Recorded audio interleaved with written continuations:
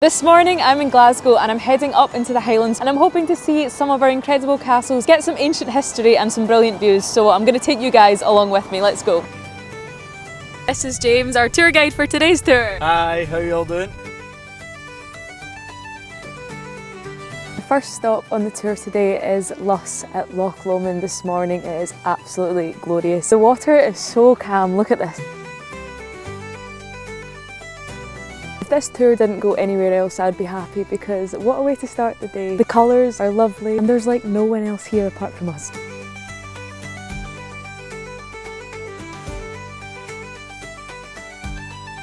Aberdeen's actually known as the Granite City.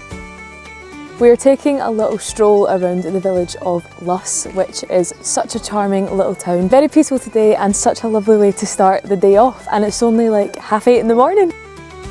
We're heading on out to the castle just now. Despite its name, it's actually not the longest sea loch in Scotland. That is in fact Loch Fyne, which we'll come on to very shortly. Everyone comes to see the puffins. Can't go wrong with a puffin. We have now came to Inveraray up the side of Loch Fyne and we are now at Inveraray Castle.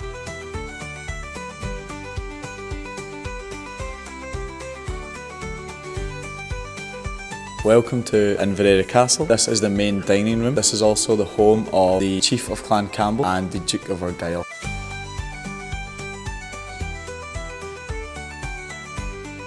It's definitely one of the prettiest castles. It is absolutely stunning and getting to walk around inside it and learning all about the history is a really fun and cool part of the tour. The gardens are also amazing. We are doing the Standing Stones tour from Glasgow. This incorporates a lot of the west coast of Scotland. A lot of history involved, a lot of castles. My favourite part of this tour is the history. Everything we are going to see later on today is well over 5,000 years old. So we have explored inside the castle and outside the castle. We are now going to be heading further up into Kilmartin Glen, a very ancient part of Scotland, so we'll hopefully be getting a really good taste of Scotland's history.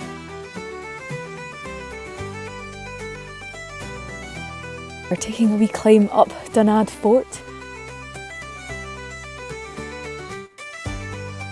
Used as a fort between 500 and 800 AD. It's not a particularly long climb, it is quite tricky. Bit of an uneven path, which makes for a very adventurous climb, but you do have to take your time. Getting windier as we approach the top. Where kings once put their foot, I'm going to see if my foot fits. I mean, look at the view up here, it's absolutely amazing. The sun is shining. I think I just seen a rainbow. Welcome to Scotland! Now we make the descent back down. We're going to try and not fall.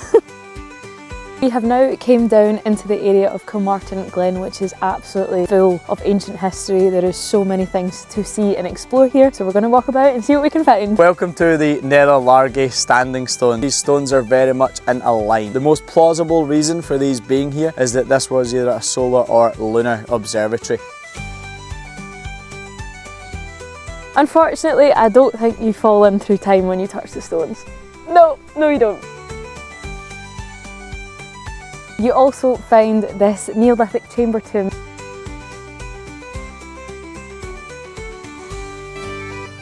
These stones here are to represent what would have been here. If you see the stone in the outer circle,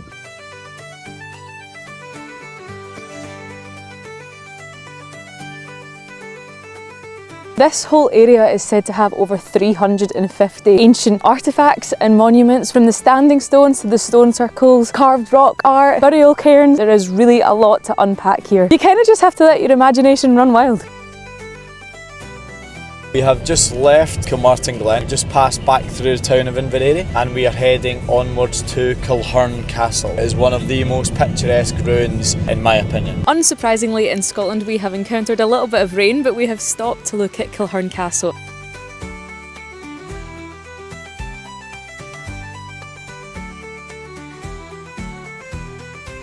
So it was only a brief stop at Kilhurn Castle. We're now heading down back to Glasgow.